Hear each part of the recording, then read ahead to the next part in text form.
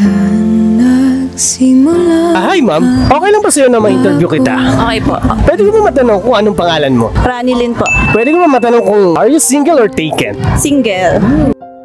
Bakit single ka pa din? Siguro naghihintay ng tamang tao, tamang panahon, tamang pagkakataon. Nagmahal ka na ba? Of course. Anong pakiramdam na nagmamahal? May kasamang lungkot, saya, pait.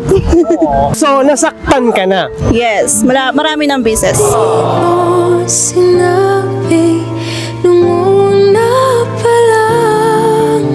Yung huling karelasyon mo, anong reason kung ba't kayo naghiwalay? Cheater, syempre. Anong cheat yung nagawa niya sa'yo? Nalaman ko yung totoo. Nakita mo sila aktual. Hindi po. Ano po, gumawa lang po siya ng ibang account para magkaroon sila ng kontakan nang hindi ko alam. So ngayon, kamusta ka na? Okay naman, naghihilom na ng konti. Hindi ba dumadating sa point na malungkot ka dahil wala siya? Dumadating naman, may gabi nga umiiyak, ganun. May time na naalala ko siya, ganun. Namimiss mo siya? Eh, konti na lang. Konti na lang. Matanong ko lang, mahal mo ba siya? Konti na lang din. Konti na lang. Hindi man ikaw nag-cheat, di ba? Hindi naman. Siya yung nag-cheat. Siya. Anong pakiramdam? Siyempre, masakit. Siyempre, masakit. Kahit pa paano nakaka-recover ka na. Yes po. Nandyan yung family ko, friends. Of course, si God. Oh, nice one, nice one. Para sa'yo, paano ba maging tunay na masaya? Siguro yung bigyan mo ng time yung sarili mo, magkaroon ka rin ng pagkakataon na maglingkod sa Panginoon. If ever na mapanood niya to, anong gusto mo i-message sa kanya? Hi, ex!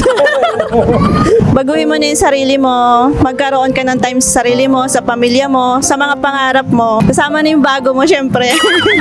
Ingat ka palagi. Huwag ka na daw babalik. Ano yung natutunan mo sa heartbreaks mo? Mas malaki pa pala yung problema ng pamilya ko kasi sa heartbreak na yan. Binigay ko sa kanila yung pagkakataon na makabawi sa pamilya ko kaysa sa relasyon na hindi naman nagwo-work. Sa mga katulad mo, ano yung gusto mong may message sa mga tao para kapulutan ng aral, yung nag-experience ng buhay mo? Para sa mga katulad ko na nakaranas ng pait, sakit sa ibang tao, mas alagaan nyo yung sarili nyo, bigyan nyo ng pagkakataon yung sarili nyo na magbagong buhay. Huwag nyo ibigay lahat para sa kanila. Tapos sa huli, iwan din naman tayo.